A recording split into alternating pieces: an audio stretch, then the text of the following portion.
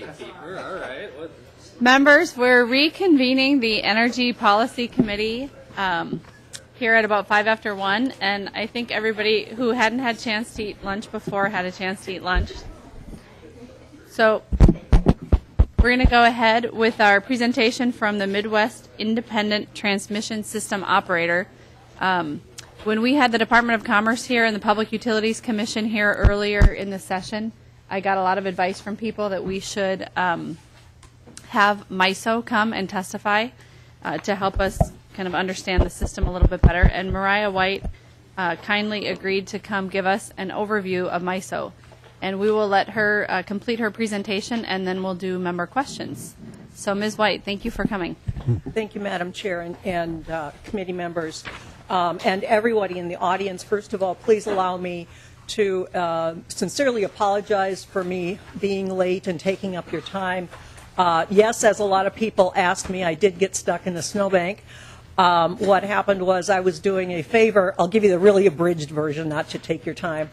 I was doing a favor for some elderly church members from my church at 10 o'clock this morning, and I picked up what they wanted and took it to their house and got stuck in their driveway. And the elderly gentleman was, of course, going to help me shovel out. Now he's like 75 or 80 years old, so he wanted to shovel, and I said, no, I'll shovel. So we had that little tussle, and we were both shoveling, and I kept saying, no. It just kept sliding further and further, and I said, no, let me get a taxi. Oh, no, we'll get it out. So that we had that going on for over an hour. And finally, I just gave up. My car is sitting half in the ladies' flower bed because that's the way their driveway is configured on a little slope. And I'll worry about calling AAA when we're done here. But I'm very sorry for being so late and taking up your time, and thank you for your indulgence.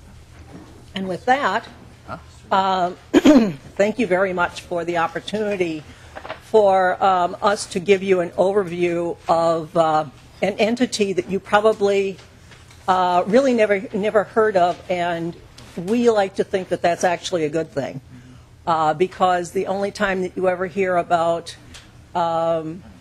probably our organization is when the lights aren't working or the electricity goes off or something like that, and then you hear from the utilities with members behind me, and you also hear from us. So we're the us and the utilities and the generators and all of the stakeholders are the multi-billion-dollar industry that you never need to worry about. Hopefully, that's our goal, is for you to never have to worry about us.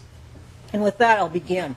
The Midwest Independent System Operator, what I did was I wanted to put together a presentation to start at the beginning, because this is an organically grown, not only organization, but an organically grown industry, with roots starting at very, very early in the 20th century, if not the end of the 19th century.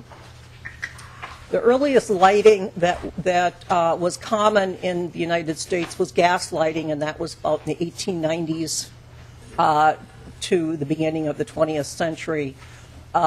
Cities had their own little manufactured gas, little whatever they were. They burnt coal, usually coming off the railroads that were coal operated. Dropped off coal, and these were the gas lights that you heard about, not only for street lighting, but some of the more affluent houses had gas lights. So that's where we start. This is in the beginning. I just wanted to give you a little bit idea. And then the light bulb was invented, and lights and motors. Electricity was harnessed through lighting and motors and went on in the industry. From about the 1920s and on, communities and cities started building their own little power plants. They had, previously had the manufactured gas plants. They retrofitted them for this new thing called electricity, and that became available to more houses, and they just started growing. Each of the cities had their own little power plants until about the 20s and the 30s. At that point, the federal government started the Rural Electrification Act, Congress enacted that, and that started building transmission lines, power lines to farms and to communities, rural communities, to bring them electricity, and that basically electrified the United States. As the little owners, the utilities of these cities started realizing that it was a good idea, along with the rural power lines, to start interconnecting their power lines when they got close to each other. There were benefits to both of those entities when they do that, because they could, electricity could run on all of that. And it started becoming a spider web of transmission lines all over the place. And the entities found that it was to their benefit to have these spider webs. And that's how today's electric grid has grown organically into the spider web grid that we have today. I just wanted to give you a pictorial on all of the parts, a simplified version of the parts of what makes up the power grid and what supplies electricity to people's houses and this room. Starting with the generation through the big transmission lines. Big transmission lines need to go into substations. You've seen substations around. What they do is they take the I will say just strength of power. All the engineers will probably shudder if I say that, because it's not technically correct, but it is English versus engineerese, and what they call step it down to a lower power that's more usable in appliances and electronics. That is distributed by the utilities that we have into two customers. This is the next part of the presentation. We'll go on to what is, it's a regional transmission operator and an independent system operator. For the most part, you can use these terms interchangeably, but we'll just talk a little bit about what they are. In 1965, there was a great big blackout in the United States. Congress saw that and knew that something had to be done. They created the National Electric Reliability Corporation, or NERC, that basically oversaw the reliability of the power system, the interstate power system. The Federal Energy Regulatory Commission, also at that time, was prompted to take action, and they issued a number of orders saying that this spiderweb transmission grid that we have benefits interstate commerce and benefits everyone on an interstate basis. So they decided to open up and make the transmission grid open access. Prior to that, whoever owned the transmission line could allow or disallow someone's electrons to flow over that transmission line. Everything was done by contracts between two parties, bilateral contracts. The federal government stepped in and said, no, you have to essentially allow your transmission line to be used by anyone, much like a highway. So that was Order 888, which really fundamentally changed the industry. FERC also issued Order 2000 in late 1999, which also set up not only did they open up the transmission lines into open access, but then they said electricity should be viewed as a commodity, and we should have markets set up to allow anyone to buy and sell electricity on this open market. And that's basically what Order 2000 did. These two orders, FERC orders, were very fundamental in really changing the electricity industry. I just will give you the next set of bullets is just the goals of these orders, the benefits that FERC wanted for these orders, and to just to provide an open, transparent, what transparent means that everybody can see what's going on, market, and to allow electricity to buy and sell and flow through the grid on an open access basis. Regional organizations became entities that FERC created through these orders to facilitate the actual marketing, buying, and selling of electricity, as well as the ensuring that the open access flow of electricity over the grid was maintained. That's the independence of these independent system operators or regional transmission operators. This map is just the list, or shows you the independent system operators that are in existence today. The parts that do not include independent system operators, for example, the Southeast, do not have those organizations. They have reliability, you could call them cooperatives, although they're not a cooperative in a classic sense. But the utilities in the Southeast, for example, get together to maintain reliability in their area. But they're not set up as markets like the independent system operators set up markets. These are not mandated. Independent system operators and RTOs systems are not mandated by the government. They are membership driven, and members can join ISOs and they can leave ISOs, and they do frequently. It's a big deal to do that. It costs a lot of money and a lot of time and effort to do that, but they are free to do it if they feel like they would be in a better position if they did the change. Now, what is MISO? The Midwest Independent Transmission System Operator. We are an independent nonprofit, and our basic goal and mission in life is the safe, cost-effective delivery of power to customers. We have three primary roles. First one is basically to operate the grid, reliability. Next is to operate the energy markets that we have, and I'll talk a little bit about the markets. Basically just to facilitate the open purchase and sale of power. And then we do a lot of transmission planning. When you're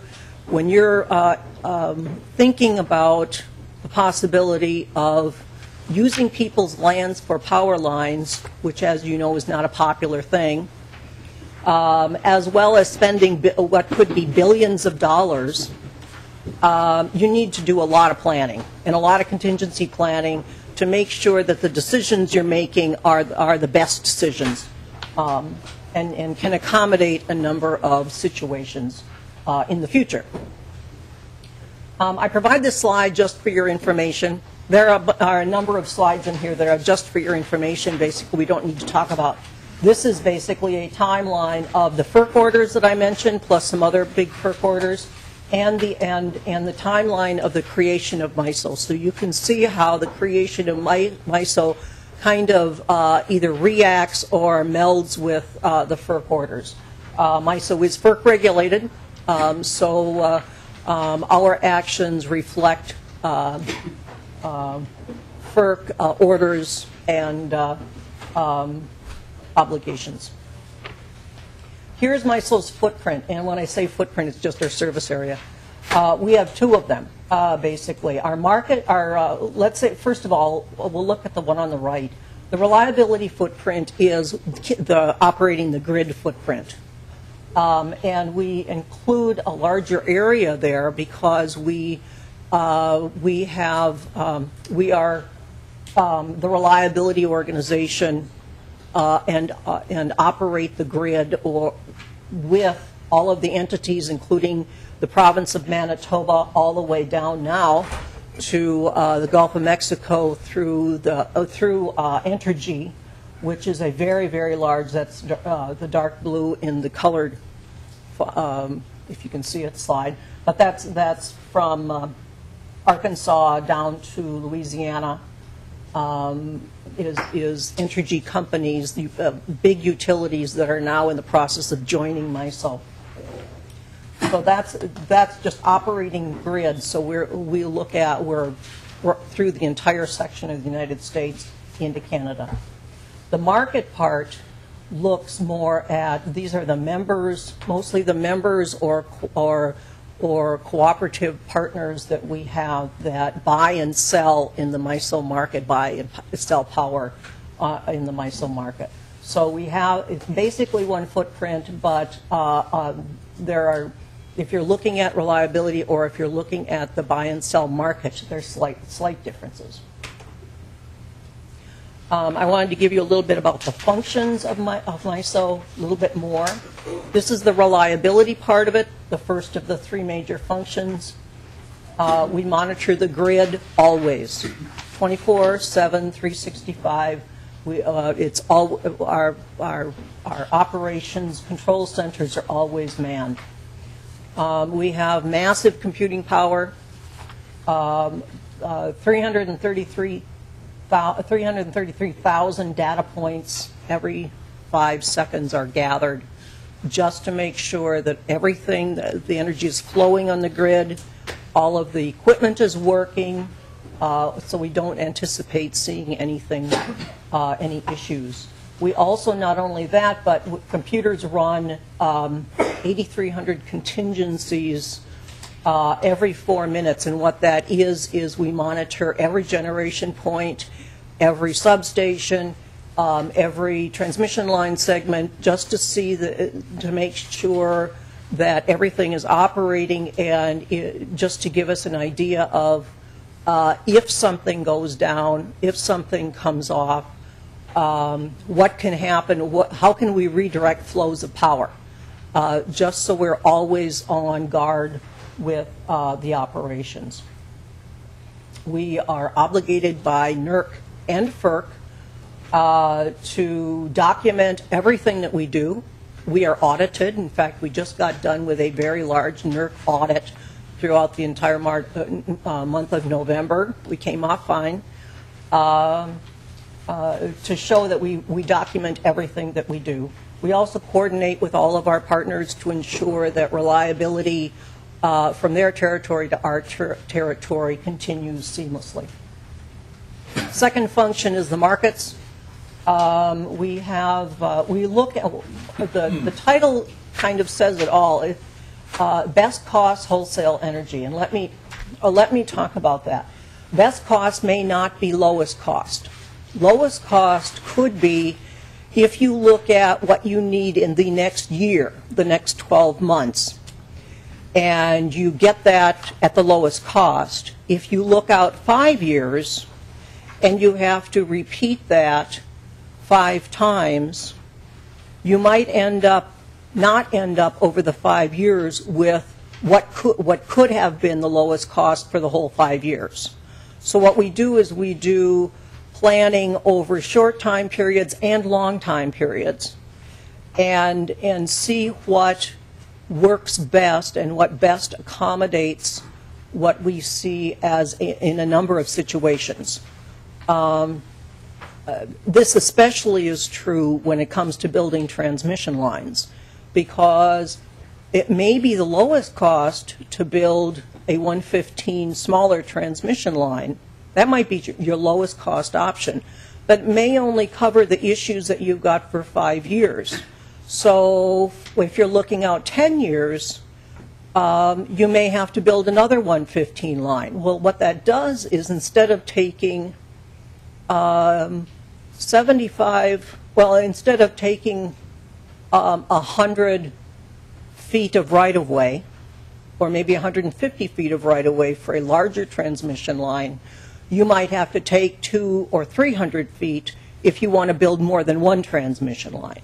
So we're very cognizant of having to use people's lands for building, and we would rather build a bit bigger transmission line sooner that we know will only have to impact people once, and we won't have to build again on, very close to or right beside it, or rebuild in the near future.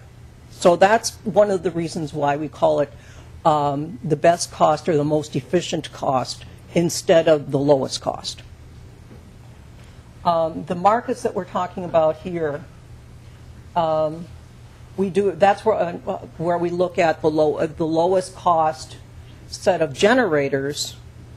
What we do is we set up for our markets is all of the generators that are on our market provide us with a cost of generation.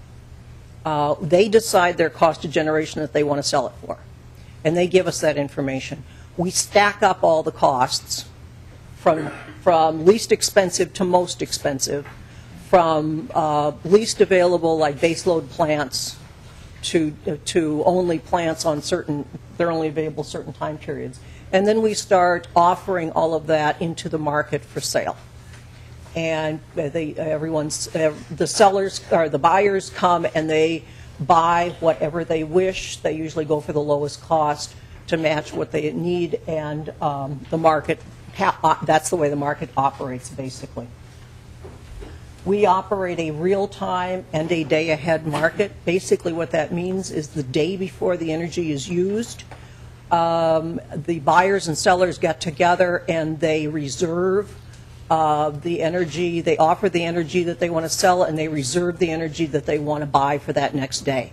95% of the transactions are done in the day-ahead market.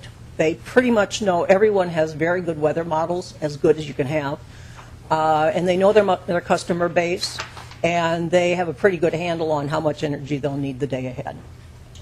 For the real-time market, this is their true-up market. This happens right at the real time.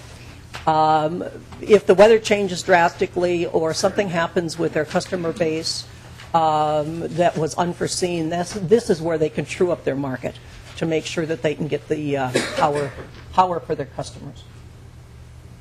Our planning, we look at planning for not only new construction, but we also look at, as an adjunct to that, after we do that, we look at cost allocation. Basically, we look at the entities who either cause the costs, cause the need to build, or benefit from the building, should pay for part of the costs. And there's lots of rules and processes and procedures and policies that go into this, and they are all approved by FERC. We do and have for many years included public policies. For example, Minnesota's RES has been included in our planning since the inception of the planning. So we do actively take into account states' public policies in our planning. I just put this slide in just so you can see. You may, at one time or another, run into the term our top-down and bottom-up planning. Our members, our utilities, our transmission owners do their own planning for their own customers and their own systems. They know it better than anyone. So they do their own specific planning. That's really called bottom-up planning. So it's more micro planning for their system. Then they give us that information. We take all of the members' planning and we look at it from a footprint-wide aspect. And the benefit of that is we can do more efficient planning for multi-members' needs if we look at it on a big footprint planning, and that's the top-down part of it. And then we match the bottom-up planning to the top-down planning. And we'll look at it from two different ways to make sure that the planning and the projects that come out of that planning not only take care of each of the members, but are most efficient from a footprint-wide. This is basically the transmission expansion plan is done annually, and this is basically projects. This is actually the projects that you will see ultimately, or might well see logically built in the future. Many of them are just small projects, upgrading substations, putting in equipment, things like that. But there also it can be very large projects. The CapEx projects, for example, went through this process. And this goes through the top-down and the bottom-up processes. These 6 boxes are the goals and what is kept in mind as MTAP goes through its process.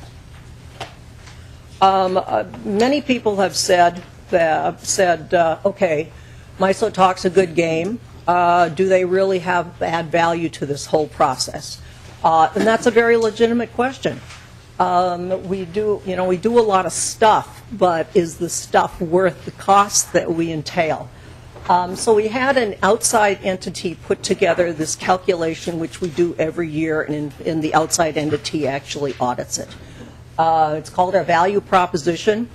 What we do is we look at each of these line items, and we look at what it would cost our members to do on their own versus what we can do for them as a service.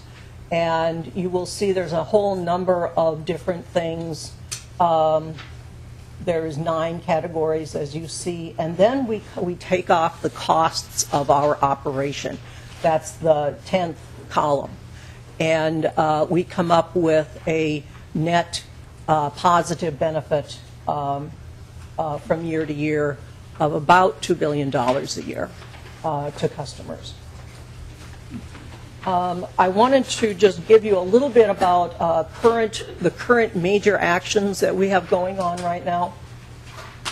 This is FERC Order 1000. This is another landmark order that's been happening in the last 18 to 24 months. What it did was it took Order 890, which was earlier. And on the next slide, we'll show you basically what Order 890 did. And it clarifies a number of items and strengthens a number of items. One of the things it does strengthen is it orders all RTOs and ISOs to include public policy and planning. MISO's been doing this since the inception of public policy, but the other RTOs have not. So this basically orders the other RTOs to include public policies. It's a whole number of different things like that. The focus of Order 1000 was to just ensure that policies were more inclusive, like public policies. Transmission planning was more all-encompassing, and it also addressed cost allocations. And it applies to all RTOs, ISOs. And this goes back to Order 890 and what was done with that. And Order 1000 basically goes through all of these entities and shores them up. MISO has filed 2 filings, 2 large filings so far, as have all of the other RTOs and ISOs who are subject to this order. Our October filing, we talked about our multi-value, as you see in the first bullet, and market efficiency projects. Those have to do with categories of projects that we have. They're FERC approved, they're in our tariff, and we introduced more information for those. We also, in the next bullet with baseline reliability projects, we add, this has to do with cost allocations of these. What we had earlier was for baseline reliability projects, which is just what it says. For projects that ensure reliability, we had under certain circumstances that are in our tariff,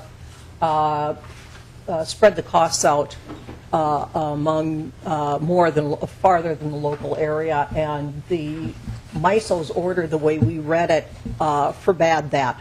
So we filed and asked FERC to turn that off per their order, and so that's that second bullet. FERC has not addressed these 2 and provided us with approvals or disapprovals as of yet. We also had a second filing in January of 2013 on interregional aspects with our neighbors. Neighboring Southwest Power Pool, SPP, PJM is basically, we've started out Pennsylvania, New Jersey, and Massachusetts, and then MAP to our west. So we've been working on interregional things. Another major issue that MISO's involved with is EPA, the coming EPA rules. They're going to have a very big impact on all of the all of the coal plants in the whole country, including the coal plants in MISO's territory. We're doing quarterly surveys with all of our generators on their plans for complying with the EPA rules, and this is the latest information that we have. It's going to impact 295 units on the MISO footprint, 56 of which they are already retrofitted or have done what they need to do, so they don't need to do anything to comply with the new EPA rules. That leaves 239. 100 of the units have identified and told us that they will need to do retrofits for more controls. 76 units have told us that they probably will shut the unit down because it's not economic to put retrofits in. That may well mean that what they will do is change them out to gas plants on the same footprint, on their same site of the plant. And then 63 plants we have not heard from yet. That is not to say they're not working on things. They just haven't formally told us what their plans are. I'm going to pause you at that slide for a minute because we have a bunch of students who came in who I think have a special interest in coal and what's after coal. Okay. And I'll give them a minute to kind of take in the information on the slide. And Representative Beard has some special guests that he would like to introduce. Yes, Madam Chair, thank you. One of the fun parts of being a state legislator and is the interesting and amazing people you meet from all over the place. And I have a friend of mine who's in the audience today. Mr. Jamal Ali Hussein is running for president of a country called Somaliland, and he is here today with us with some of his aides. One of the things they're looking at is our amazing grid and how it keeps us warm and lit and industriously prosperous. And so they're taking in this presentation today because it's of particular interest as they continue to grow and build their economy and their country in Somaliland. So, Mr. Hussein, welcome.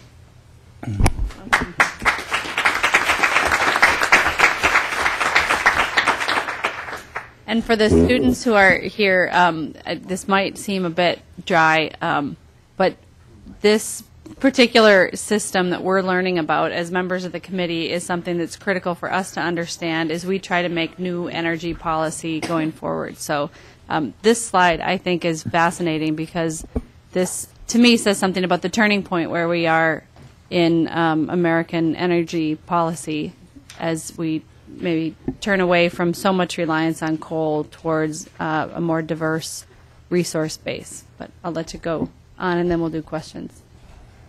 And thank you, Madam Chair, and Representative Beard. I think that is very true. I think what you've said is very true. The EPA rules are a game changer through the whole country for coal plants.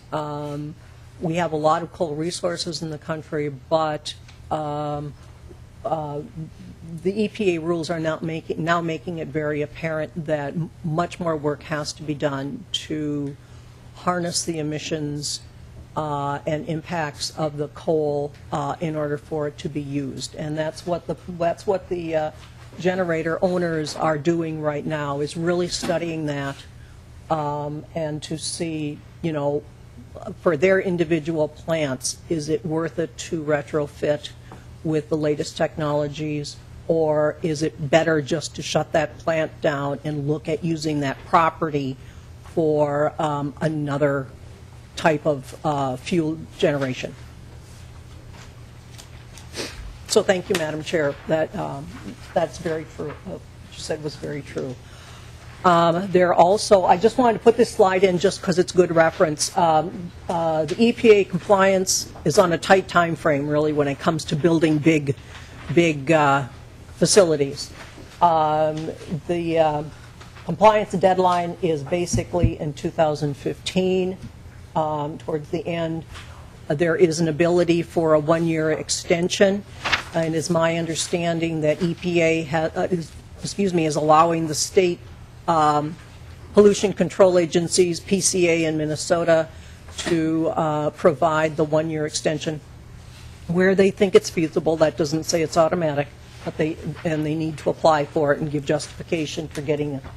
But after that, it's pretty much everyone has to be in compliance, and that's a pretty tight time frame for doing the major construction that it would do for a retrofit or building a new gas plant.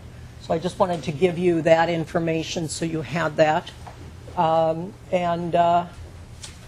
Chair, Representative Beard. I'm looking for a definition that will help us. The GWs, Mario, is that gigawatts, or, because I noticed it was on the other page too, GW is impacted and then here under the work. But to help us know what GW means. That is, Ms. White.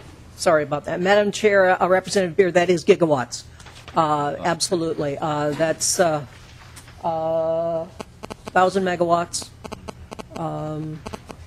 What is it? 10 million watts? 1 billion. 1 billion. Thank you. 1 billion watts.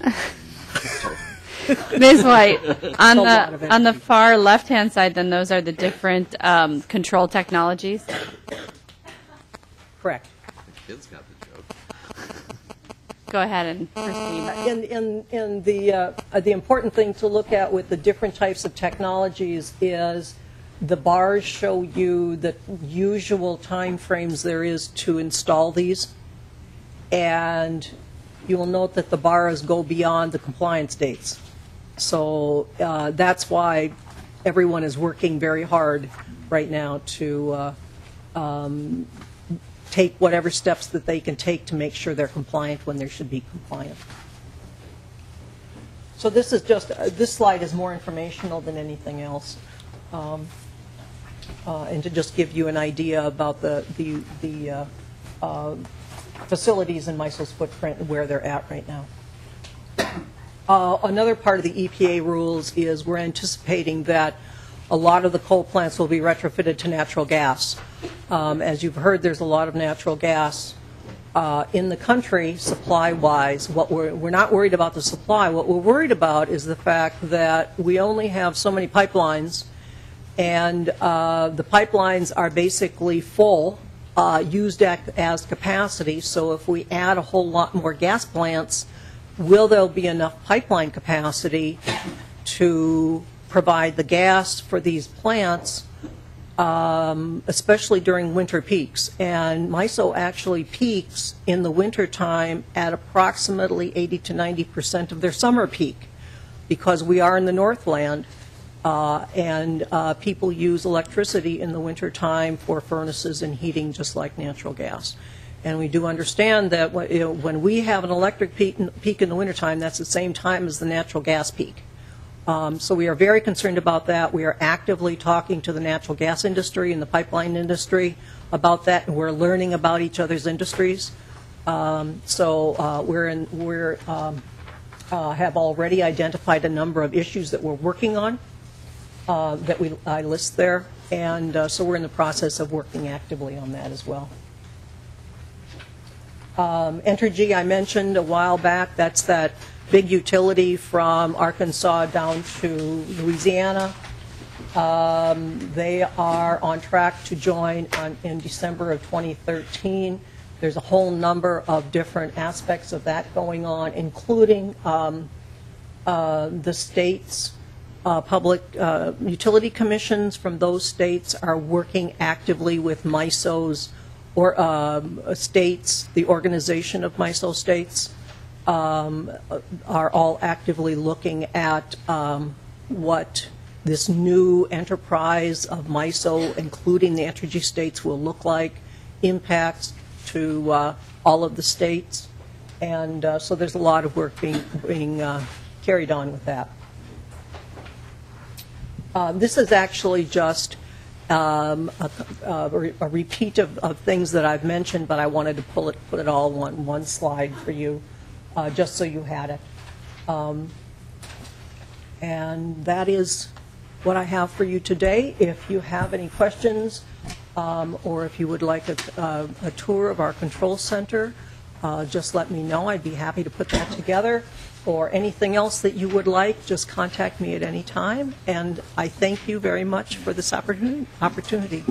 Thank you. If I could have you go back to that one slide with the control technologies on it. I don't know if you Sure. can go back. It's like maybe 3 slides.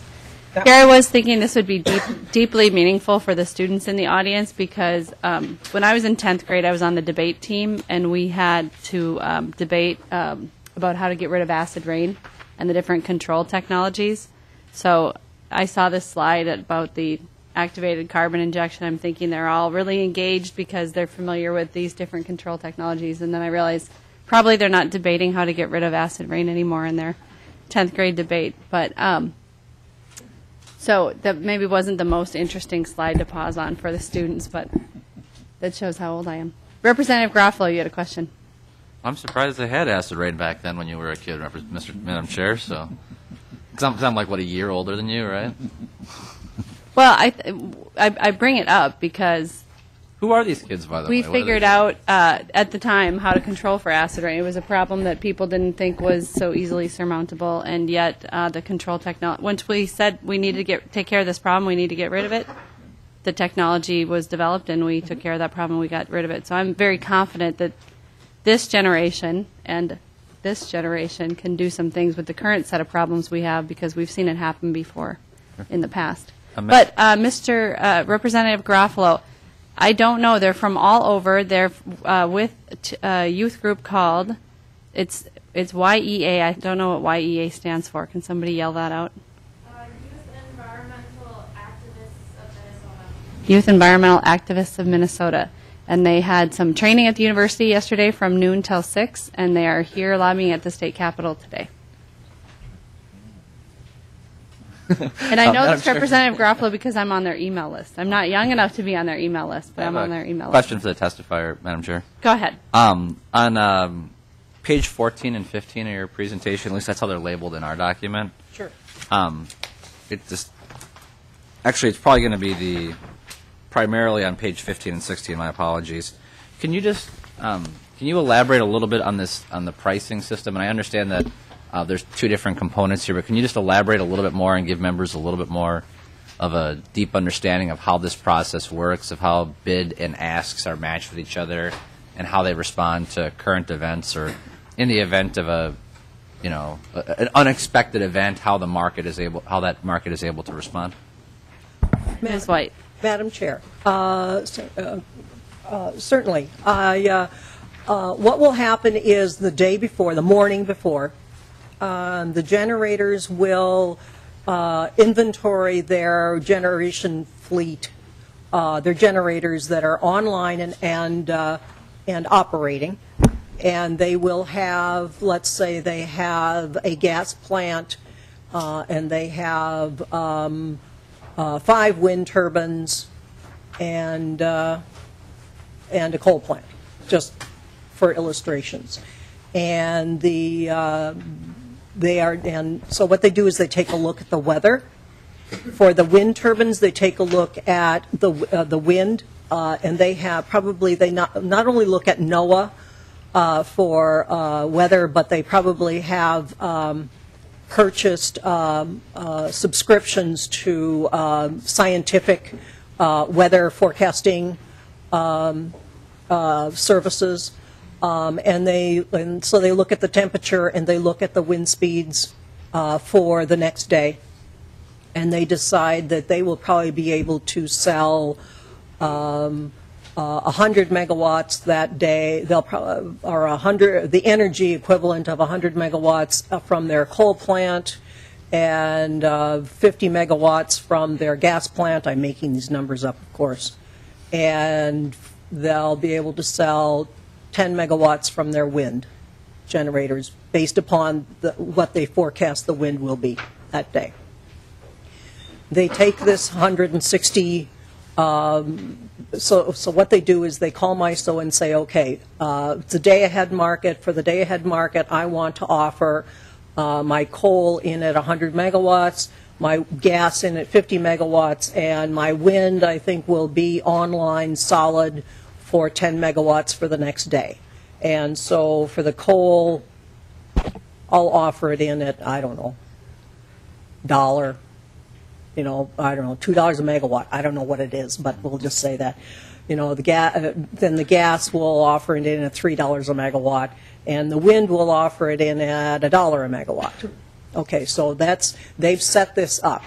And that's what they get. That's the information that they will give to MISO for the day ahead, and that's what they'll offer into the market.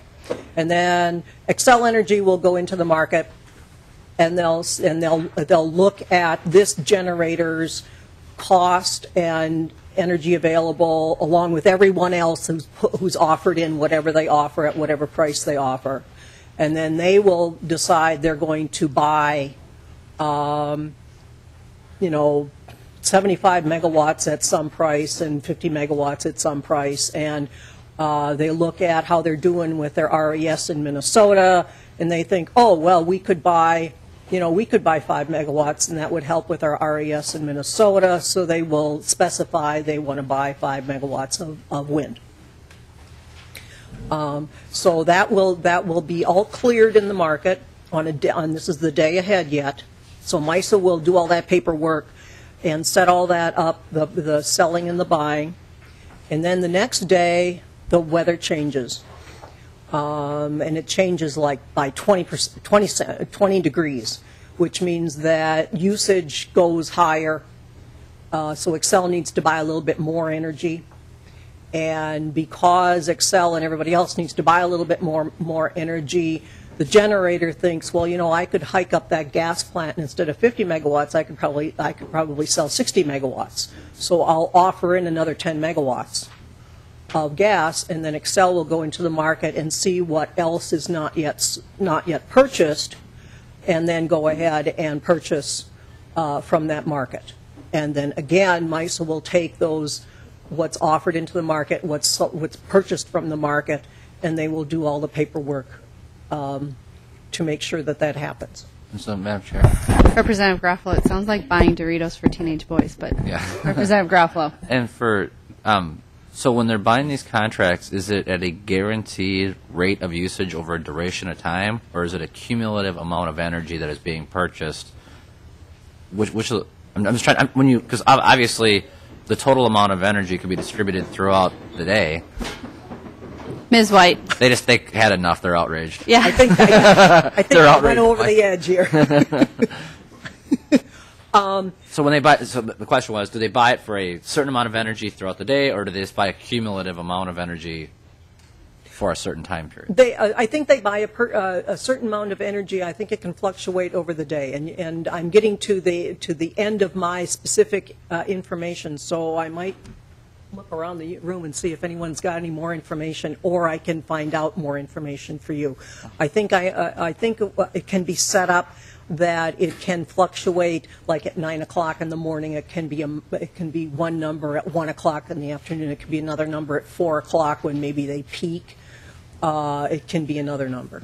Okay, Madam Chair, Representative Garofalo. my final question then is, so then the real-time market, which is on the next slide on page 16, so this is where, for lack of a better word, there's a response to a crisis. If things are a lot hotter, more people are using more, or there's supply disruptions.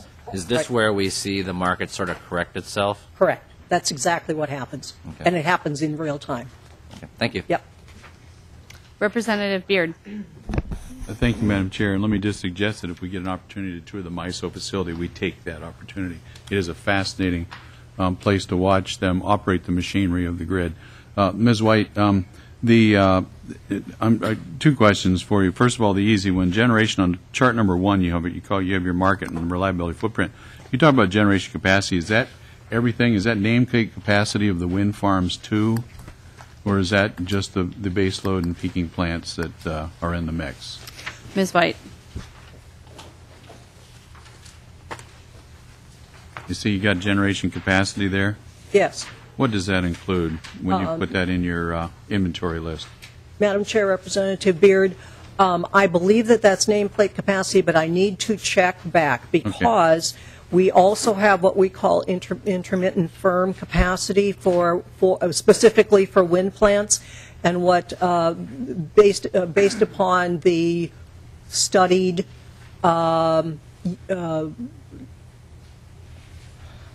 capacity of the turbine, on Buffalo Ridge, Yeah. the capacity is very good. In other parts of the MISO service territory, it's not so good. The owners of the wind plants can claim that a certain percentage of their nameplate capacity based upon their on the wind resources can be counted on as dispatchable capacity. And that's actually a benefit for them because they make more money that way. But I do believe for this aspect, it may be nameplate, but I will check and I will get back to you on that. Representative Beard. Thank you, Madam Chair. Ms. White, that would be helpful. Sure. Whenever the wind blows, though, I know you help the grid accommodate the vagaries of political will. One of the things we require is that they have to buy wind. So when wind blows, do you make sure that that gets dispatched or put onto the grid and other things are dialed back? I know the answer. So tell us how you decide what gets dialed back, given that there are contracts out there and people wanting to do buy sells, and all of a sudden we're having a great day for wind production, and how do you make that work?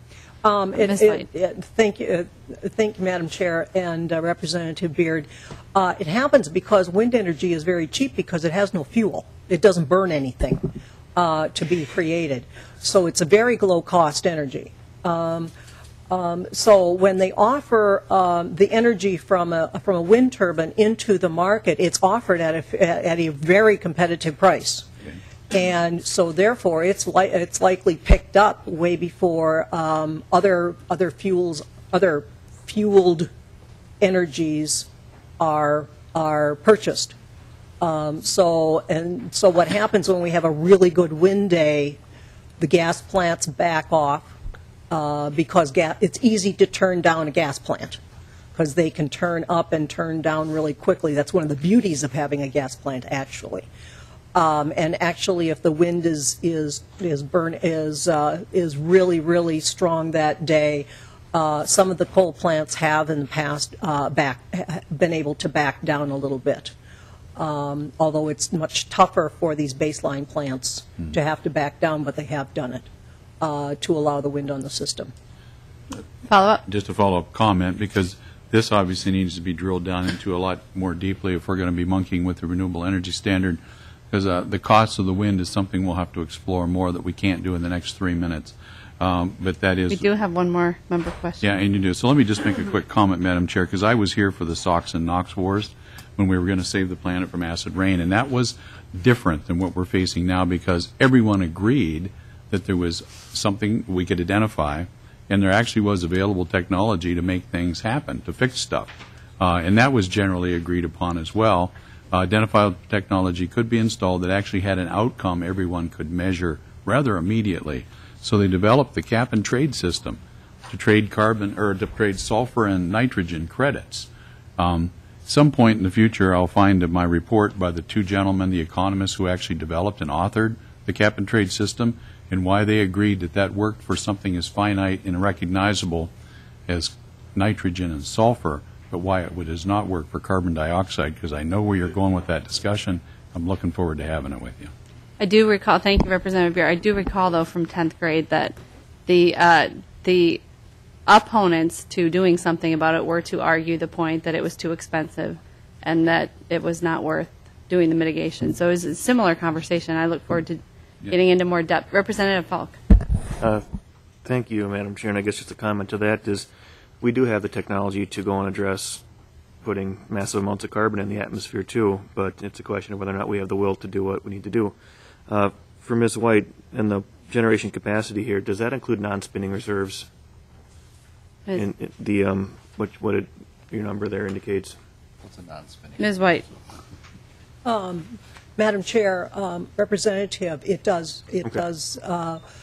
Some of them. It depends how fast they can start spinning, and when I mean spinning, how fast they can turn on and be used. The non-spinning reserve. I'm sorry. Am I the only one who doesn't know? It's the plant that's turned off. Thank you.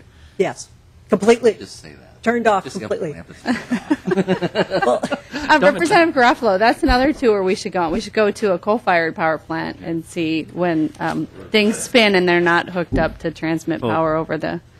But Representative Falk has the floor. Representative Falk. Thank you for that, Claire. And I know that some of the smaller, sometimes diesel or plants that municipalities have are not considered spinning reserves, and they don't go into the calculations for reliability as the spinning reserves do. And I guess maybe just to help people understand, maybe I missed this, I apologize if that was the case, but as I understand, all transmission, basically all load has to compete for all generation, and so MISO has kind of become a wholesale pricing mechanism, and sometimes that relationship isn't totally understood, so maybe you could speak to that a little bit. Ms. White. Whereas people are bidding, what energy and at what prices, and then people who need to supply load are then, going through that auction place to go and supply that load. Ms. White. Madam Chair, Representative Falk, you actually just explained it very well, I think. We are basically the market clearinghouse, that everyone offers in their generation, and then it's purchased. Whatever's offered in is the pool of generation to be purchased, or the pool of energy to be purchased, and then it's purchased from that pool at whatever price that it's offered in. I'm not sure that you wanted anything more than that, because you did a good job of explaining it. Oh, Okay, members, we have about 30 seconds left. I'm just going to announce that a quorum is present. Representative Morgan, have you read the minutes? Madam Chair, I have, and I would like to move the minutes from Monday, February 18 and Tuesday, February 19. All those in favor of adoption of the minutes, please say aye. Those opposed, please say no. The motion prevails. The minutes are adopted. Members, we're at the expiration of our time, but please feel free to ask Ms. White any questions. And thank you so much for making your way here today and giving us this information. We really appreciate it. Thank you, Madam Chair and members. And again, I apologize for being late. No problem. We're adjourned.